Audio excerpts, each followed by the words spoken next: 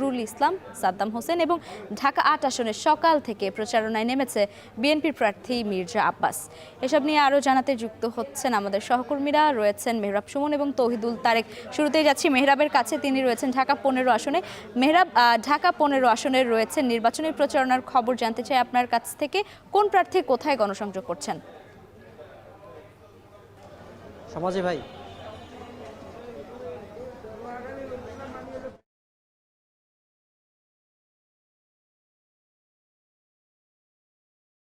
দাঁড়িয়ে আছি, সেটি হচ্ছে কাফরুল থানা। এখানে জামাত ইসলামের পক্ষ থেকে সাদ্দাম, শিবিরের সভাপতি সাদ্দাম এখন নির্বাচনী প্রচারণা করছেন।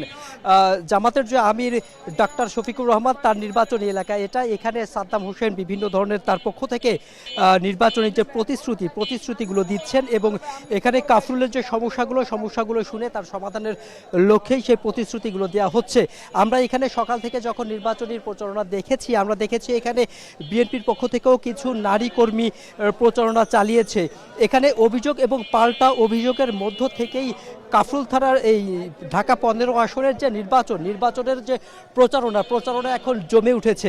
তবে একটু জানিয়ে রাখি যে এই প্রচারণার পরেও এখান থেকে মূলত আপনার যে গণভোটে হ্যাঁ ভোটের পক্ষেও দেওয়ার কথা বলছেন তারা গণভোটের পক্ষেও ক্যাম্পেইন করছেন। তবে তারা যেটি জানানোর চেষ্টা করছে যে এখানকার যারা সাধারণ ভোটার রয়েছেন তারা যেটি বলছেন যে এবার প্রতীক দেখেও নয়, কোনো ব্যক্তি দেখেও নয়, যারা এই মিরপুর এবং কাফরুলের যারা উন্নয়ন করবে, যারা সমাজকে ভালো রাখবে এবং চাঁদাবাজ সন্ত্রাস মুক্ত করতে পারবে, তাদেরকেই বেছে নেওয়ার কথা বলছেন এখানকার ভোটাররা। আপনারা এখন দেখতে পাচ্ছেন যে জামাত ইসলামের পক্ষ থেকে এখানে যারা ভোটার আছেন তাদের বাড়িতে গিয়ে, তাদের দাঁড়ে গিয়ে তারা নির্বাচনী প্রচারণা চালাচ্ছেন এবং তাদের পক্ষ থেকে প্রতিশ্রুতিগুলো ব্যক্ত করা হচ্ছে। তারা শোনার চেষ্টা করছে যে এখানে মিরপুরবাসী এবং কাফরুল যে ১৫ আসনের মধ্যে যে এরিয়াটা পড়েছে সেখানে তাদের সমস্যাগুলো কি আছে এবং তাদের সমাধানের লক্ষ্যেই তারা প্রচারণা করছে। তবে এখানকার ভোটাররা ভিন্ন মিশ্র প্রতিক্রিয়াও জানিয়েছে আমাদেরকে। এই ছিল কাফরুল থেকে আমার কাছে সবশেষ তথ্য। মেহরাব, ধন্যবাদ আপনাকে। দর্শক, এবারে ঢাকা ৮ আসনের নির্বাচনী প্রচারণার খবর জানাবো। সেখানে রয়েছেন সহকর্মী তৌহিদুল তারেক। ঢাকা ৮ আসনের রয়েছেন, প্রচারণা কেমন দেখছেন জানতে চাইছি আপনার মাধ্যমে।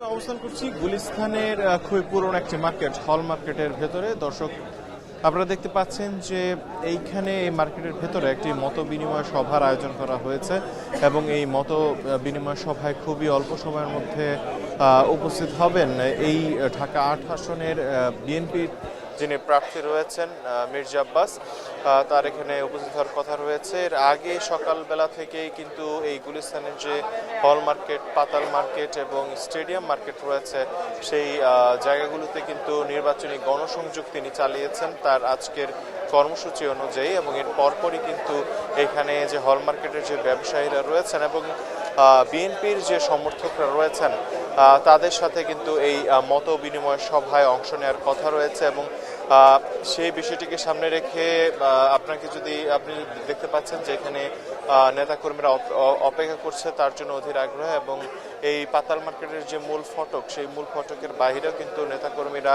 তাকে বরণ করে নেওয়ার জন্য এবং স্বাগত জানানোর জন্য তারা মুহুর্মুহুর স্লোগান দিচ্ছেন এবং সেখানে তারা অবস্থান করছেন।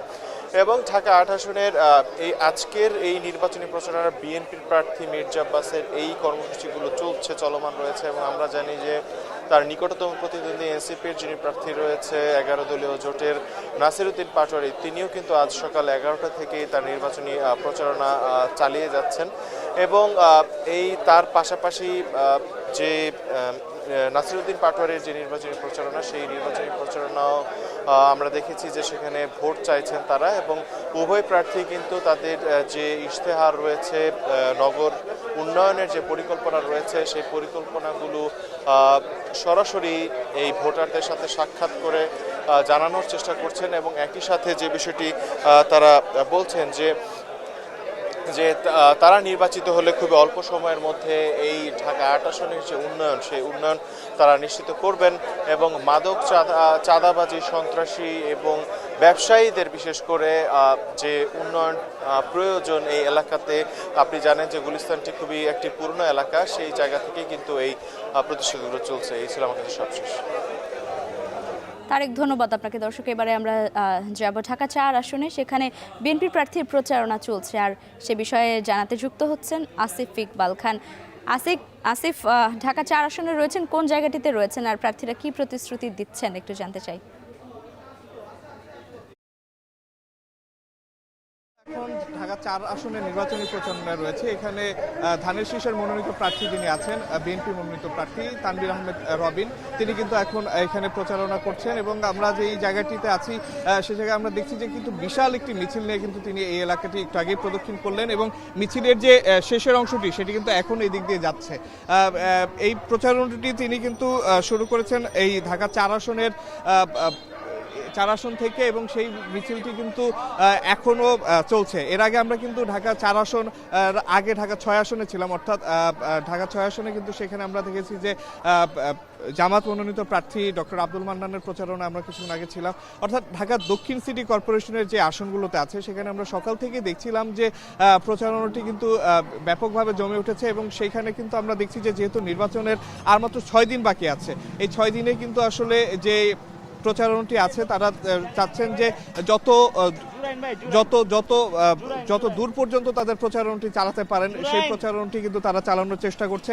আজকে আমরা এখন ঢাকা ৪ আসনে রয়েছি, সেখানে কিন্তু আমরা দেখেছি যে ধানের শীষ মনোনীত প্রার্থী তানভীর আহমেদ রবিন কিন্তু জুরাইন এলাকায় কিন্তু আসলে তার প্রচারণাটি চালাচ্ছিলেন এবং সেই প্রচারণাটি দীর্ঘ একটি মিছিল নিয়ে কিন্তু তিনি পুরো এলাকাটি প্রদক্ষিণ করেছেন। আমরা যতদূর জানতে পেরেছি এটি আরও বেশ কিছুক্ষণ চলবে এবং এলাকা আরও কিছু সড়ক প্রদক্ষিণ করে কিন্তু এই যেই মিছিলটি আছে, যেই প্রচারণাটি আছে সেটি শেষ হবে।